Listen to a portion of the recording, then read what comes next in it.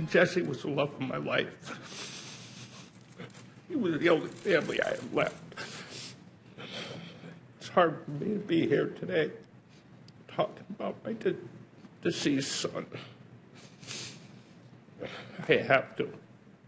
I'm his voice. I'm not here for the sympathy and a pat on the back, as many people stated in the town of Newtown. I'm here to speak up for my son. There's many changes that have to happen to make a change effective. Mental health issues, better background checks, bans on these weapons, bans on the high-capacity magazines. They all have to come together and they all have to work effectively. It has to be done simply. Common sense tells you that. I watched that video this morning. That's a dangerous weapon, and anybody that can deny or argue that isn't being honest. Jesse was 6.5 years old. His birthday was June 30th, 2006. He was born. It was the happiest day of my life. Saddest day of my life was December 14th. It was the worst day of my life.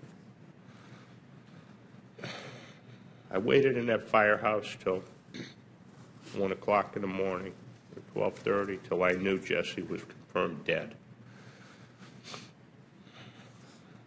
Senator Blumenthal was there, Governor Malloy, the other congressman from Connecticut, along with the police and the first responders.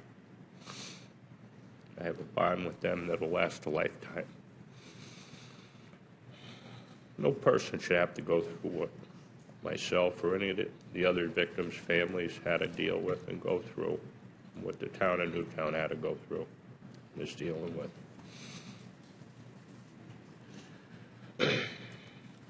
Morning, on December 14th, Jesse stopped. We stopped at Misty Vale Deli. He got his favorite sandwich, sausage, egg, and cheese, and a hard roll. And he ordered me one. He would always do that. I'd get a coffee, and Jesse get what he called the coffee, but it was a hot chocolate. We proceeded to the school. It was 9:04 when I dropped Jesse off. The school clock. Jesse gave me a hug and a kiss at that time. Said goodbye. I love you. He stopped and he said, I love Mom too.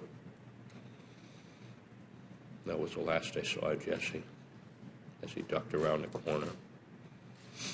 Prior to that, when he was getting out of the truck, he hugged me and held me.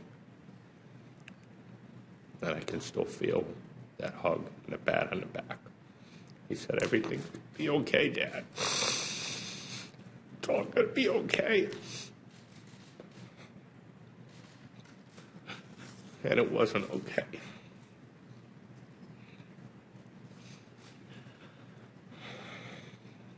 I have to go home at night to an empty house without my son. Something that should have never happened in an elementary school. People argue about the Second Amendment. Well, the Second Amendment is says well-regulated militia to bear arms, safe and free, freedom of state. Hasn't been well-regulated.